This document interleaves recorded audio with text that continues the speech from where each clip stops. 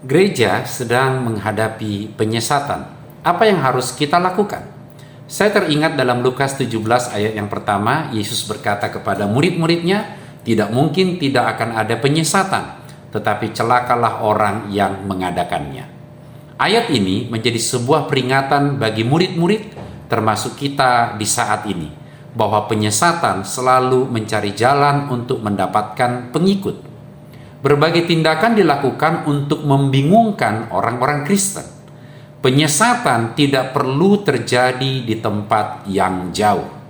Ada banyak orang Kristen yang akhirnya menyadari bahwa ajaran yang diterimanya itu tidaklah benar. Karena itu, pelayanan pengajaran Injil atau pemberitaan firman tidak hanya diarahkan kepada mereka yang belum mengenal Injil, namun juga diperlukan untuk terus mengingatkan orang-orang yang sudah beriman agar tetap mengikuti ajaran Kristus yang benar sesuai dengan pemahaman Alkitab yang menyeluruh. Yesus sendiri harus menghadapi iblis yang menggunakan kutipan Alkitab untuk mencoba menyesatkannya. Ayat-ayat dari Alkitab digunakan sebagai senjata yang efektif ketika iblis mengutipnya. Misalnya kita pernah membaca dalam Matius 4 atau Lukas 4, jika kamu anak Allah, buktikan, jatuhkan dirimu dari sini, karena ada tertulis bahwa Tuhan akan memerintahkan malaikat-malaikatnya untuk melindungimu dan mereka akan menopangmu sehingga kamu tidak akan terluka oleh batu.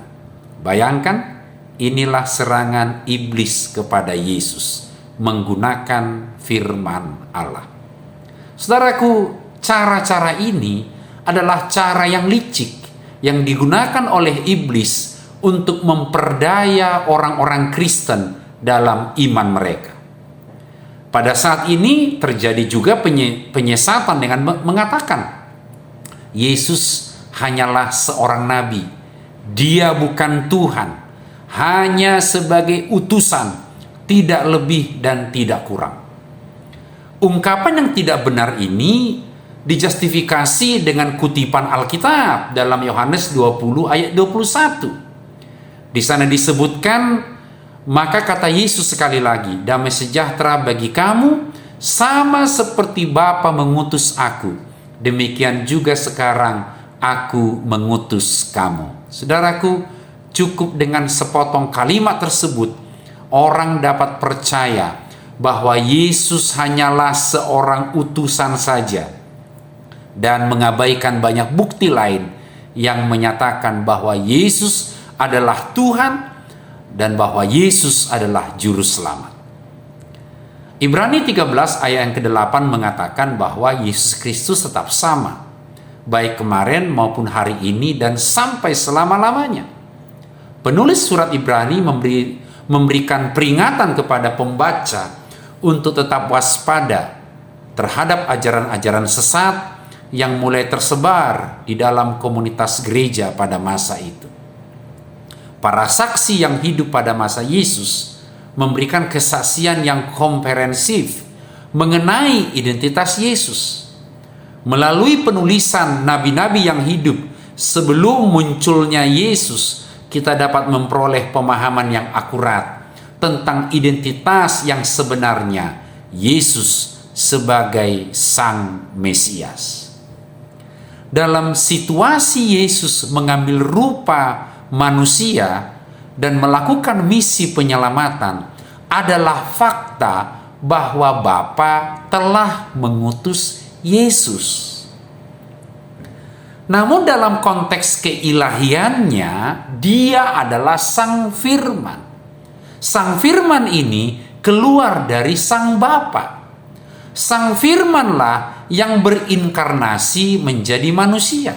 Jadi jelas, tidak ada perubahan pada Yesus. Lalu apa yang harus kita lakukan? Bacalah Alkitabmu secara teratur. Kalau di gerejamu ada pendalaman Alkitab, ikutlah di sana.